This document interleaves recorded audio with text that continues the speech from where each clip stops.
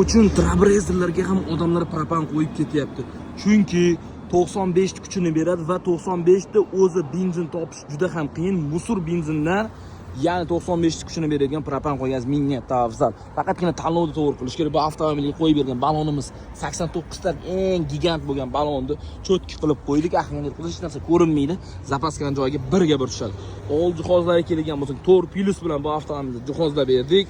Ya'ni 100% mana shu motorni yurg'izib beradigan miya injektor 90 ga 6. Bu avtomobilga maksimum yurg'izib beradi. Va bu avtomobilga yetarli ot kuchini yetkazib beradigan reduktor albatta XP reduktori bo'ladi. Va montajlarga bitta ahamiyat berib qo'yasiz va real 2 ohmli original farsunkalar bilan cho'tki qilib fittinglar tashab, mana shu fittingni ham обязательно tashlash kerak, chunki Porsche'ga qancha yaxshi bo'lsa, tortish shunda zo'r bo'ladi.